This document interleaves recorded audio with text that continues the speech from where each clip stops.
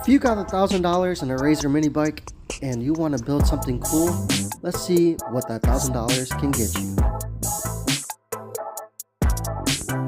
So we have a Hotpaxx 72 volt 20 amp hour plug and play kit.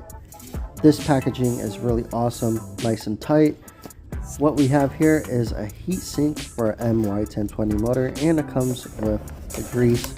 We also have the throttle, which is a 3-in-1. We have the voltmeter key switch and 3 speeds. Right here, we should have the Kelly controller.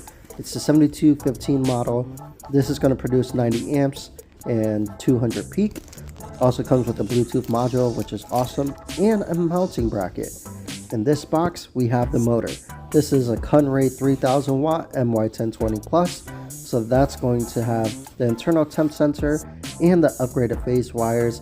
This is going to be perfect for the pits at Orlando Speed World, because the owner of this bike is going to be using it as his pit bike around the track. So here we have the heart of the build, and that is the custom battery. So we have a 72 volt 20 amp hour Amorg battery that comes with QSA connectors. So that's going to be really good to keep those amps flowing and not getting things any toasty or melty. We also have a 5 amp charger. Now I will say this will do, but I always suggest a 10 amp for these Amorg batteries. Keep those charge times down. So here we have the Hotpaxx 72 volt 20 amp hour battery, lithium cells, 120 amp continuous output. Here on the bike, it doesn't have a motor, so we don't have to worry about that, but we do have to swap out this chain and tensioner. I want to put a brand new one on, make sure this thing is good to go.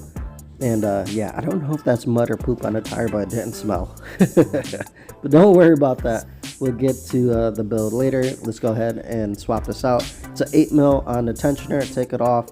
Just be very careful because they strip very easily. His bike also didn't have brakes on it, so I just grabbed some from my parts bin and I slapped it on there until he gets some hydraulic brakes going on his bike. But we do have the new tensioner and chain on there. Everything fitted up very well and looks good. Let's go ahead and slap the tire on there, and the bike's looking pretty dialed. But let's go ahead and slap the motor in. So as you can see, we got the motor on there nice and tight. I also put a fender on there, and now we gotta swap out these handlebars for these aftermarket bars. They're like the Pro Taper replicas on Amazon, and they always fit up very nice and look very good. So we got those on there. I also put a spare fender on the front to clean things up. The motor's looking really nice. We put that heat shield on there, applied a ton of grease, smacked it down, and now it is good to go. And that should keep the temperatures nice and cool. And also, I routed all my wiring through the front of the forks. And this should make it all plug and play with the Kelly controller, with no interference of the wires hanging out all loose. And like I mentioned earlier, this did come with a mounting bracket, so we don't have to use zip ties on the controller itself, which is awesome. And as you can see here, we slapped it all together, put a number plate on, ran the wires through it, making everything nice and clean. And I'm very excited about the tension on the chain and everything on here. Everything looks really good, brand new. And I did use a zip tie just to hold the wires up, keep things from like being inside the battery area, and that way, you know, reduces noise and stuff like that. So here we're going to check the leads on the battery, make sure red to red, black to black, and now we're going to connect this up to the 72 volt battery. Now, one thing I always do before anything is take out these rubber mitts. I've had some bad experiences and seen bad experience connecting batteries, and I just want to make sure that I don't hurt myself. So always put these things on, and bam, we are good to go. So now we're going to turn the key switch. Everything's looking good, and now you can hear the controller beeping. It just needs to go into its auto learn sequence.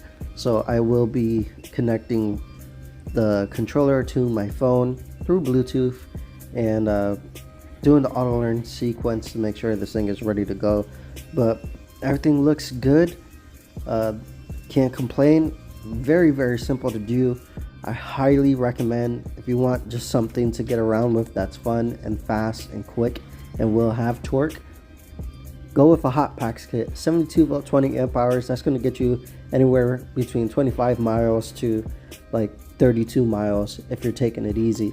So yeah guys, if you have any questions about this, let me know in the comments below. In the next video, we'll do a little test ride. Peace.